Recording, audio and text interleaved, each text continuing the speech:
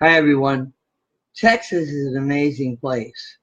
It is today, and it was in the 1800s, late 1800s, as it was growing and blooming as a state here in the United States. It became a state in 1845. But as the 1860s and 1870s unfolded, a lot of stuff was happening. In the 1860s, issues with the Indians were big. We saw the Indian Medicine Lodge Treaty. It was in Medicine Lodge, Kansas, where the treaty was signed. But the treaty was to allow for some kind of agreement between the Indians and the Americans and the Texans.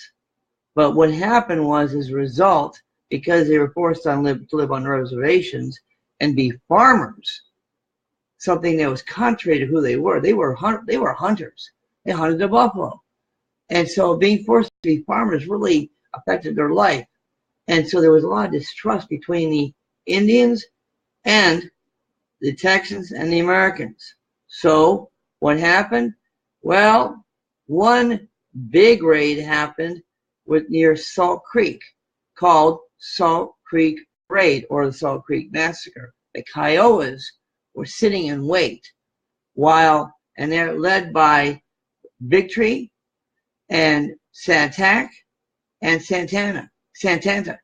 These were leaders of the tribe.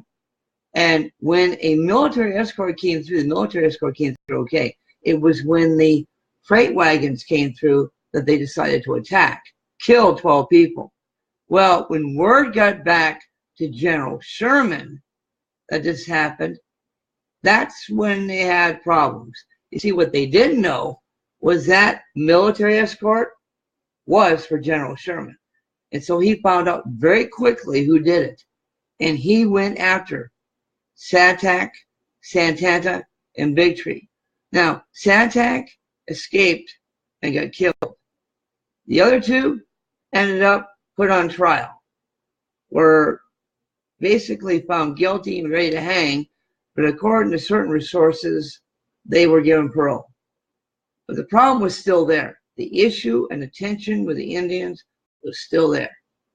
Now, besides the difficulty with the Indians, you have cattle, the industry. It was now starting to boom. You see, there was something called the open range, where ranchers that owned a lot of cattle decided to start what were called cattle drives. And they would take thousands of head of cattle and move them across the land and have them feed on the land so they can go to a market, a stockyard, say in Kansas City or maybe even further north in Chicago, because the prices were good. Well, as a result of this, other things popped up, like range wars. Why? Because fencing became an issue. Some farmers just didn't like to see cattle roll over their land, so they put up fences. And some ranchers and farmers were in battle with other farmers because of the fencing, and some would block off water supplies from other farmers. So you had some fights between two landowners. Now, something else that was interesting about the cattle drive was the cowboy. Now, you and I have read stories and watched TV shows about cowboys. I'll tell you something. They were mighty people as portrayed in the movies, but the movies don't give you the real story. You see, cowboys were hard working, sometimes hardly any sleep. They were moving thousands of cattle. They were paid very poorly, and many of them were Mexican American, many were African American, some were white. So it was quite a wide range of people, but they were young, and they were working hard. It was hard work, very low wages, but they were the ones responsible for the movement of the cattle. Now, along with the cattle was farming. You got a dry land in Texas. And what do they have to deal with? Well, something called dry farming. That was, you might say, a technique they used, a method, because they knew their land was not going to get much water.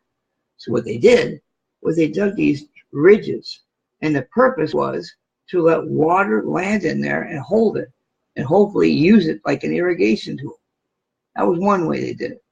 They also used what was called the John Deere steel plow. Now that John Deere steel plow was good because it really dug into that dirt and allowed them to go deep and get the seeds in.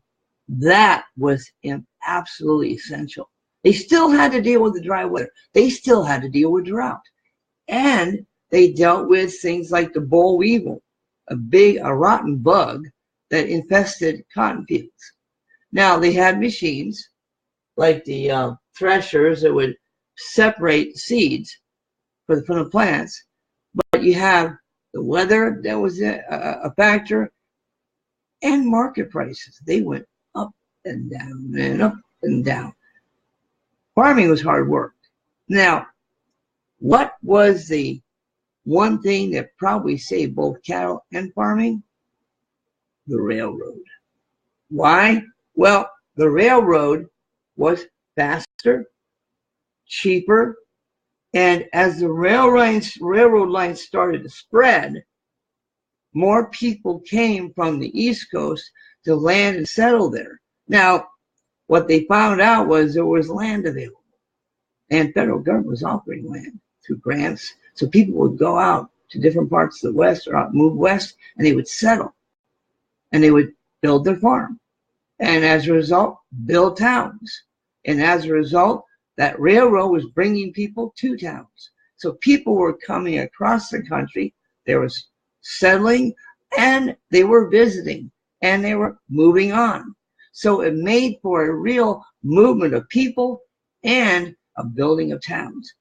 And it made it so that the goods and services like lumber was being made, cattle, the farming stuff was all being moved by rail now. Cheaper, faster, and a great boom for the economy. Now, excuse me, you got to remember, you got the railroads are being built, you got the lumbers are being built. Well, how? Factories. So now factories are starting to follow. Now you got to understand, in those days, factories were still a small part of our economy.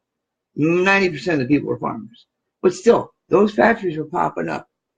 And as a result, people were working in those factories. Now, when you work in a factory, you also work hard. But sometimes even factory people can not get the good treatment they deserve. So what do? They formed unions like the Knights of Labor. Why? So they get better money, better conditions, and if they had to, they would strike. In other words, stop working in order to get what they wanted.